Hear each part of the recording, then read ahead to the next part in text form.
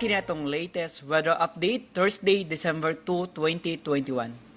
Ang northeast monsoon or amihan ang nakaapekto sa lalawigan sa Luzon.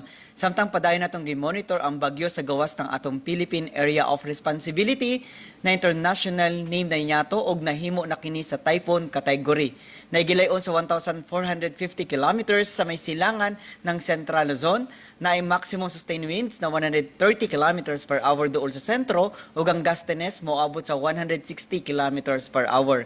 Kini nag-irog sa direksyon sa amihanan sa gipaspaso na 10 kilometers per hour.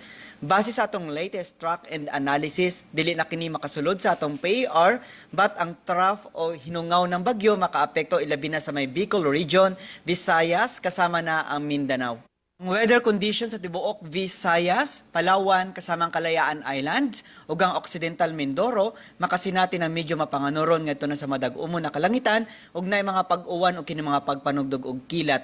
Padayon ta mag-monitor sa atong mag-i-issue ng mga thunderstorm or rainfall advisories, kasama ng heavy rainfall warnings. Ug para sa atong mga dugang detalye, bisita atong mga official social media accounts. Kini si Jomer Clarino gikan diri sa Mactan, PAGASA Visayas, DOST, Mayong adlaw.